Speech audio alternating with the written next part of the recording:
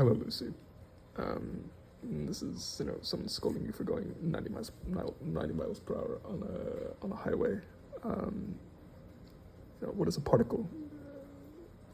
This is the beginning of a posteriori arguments, because the most sensible thing is to consider the relativistic energy, which is formally considered with the delta function, the direct delta function of the light cone. With different lessons coming through, and this lesson is purely a respect of the concept of velocity happening with this concept d frequency proper in d frequency of wave crests happening over space or time or whatever it may be. I don't see a posteriori how one could tell it's one or the other. It's just a parameter to me, and at some point there is the need to define a time unit. So the concept of fitting many things into one piece of time is one significant a posteriori cognition. It's not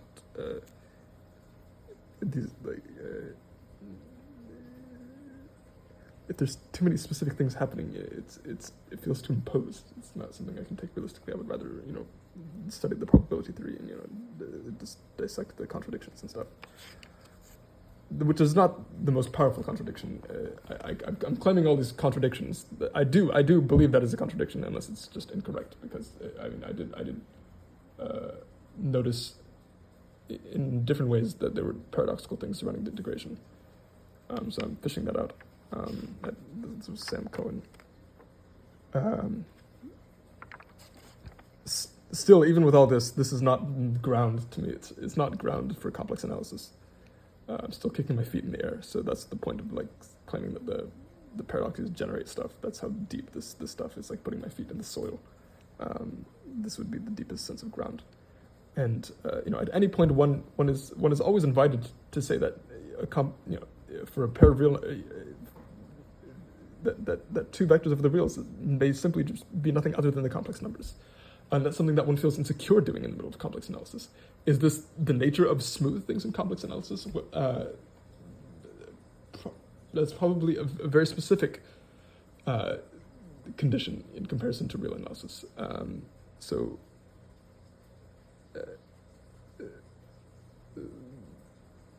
It's quite a problematic thing saying that the real part of that is not smooth. It's unrealistic to me to say that one can simply project a complex differential form onto a real differential form. In the real differential geometry, it's considered as the real differential forms in an abstract sense, perhaps not necessarily associated to point, are considered as a vector space.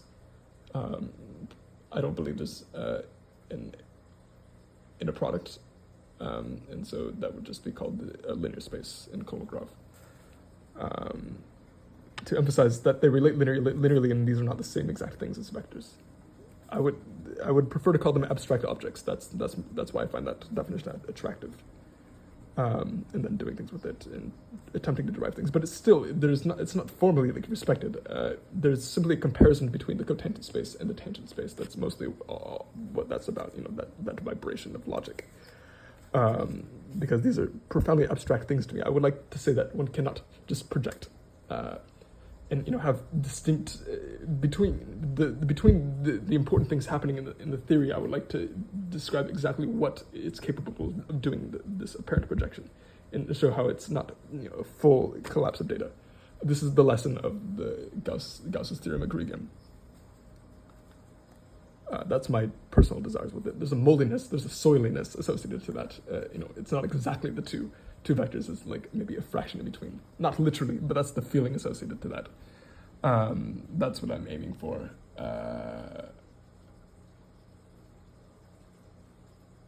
Still, it's not. This isn't a ground. One would have to work in a partnership to figure out where the ground is. But the concept of paradoxes generating things is one that one ought to be grateful for. If that is indeed a true paradox, and by the time one gets to the error analysis, I don't believe in any of it. So I would prefer to say this is a blatant paradox that one may simply avoid the black holes. Inside the contour, Cauchy's theorem applies to a holomorphic function.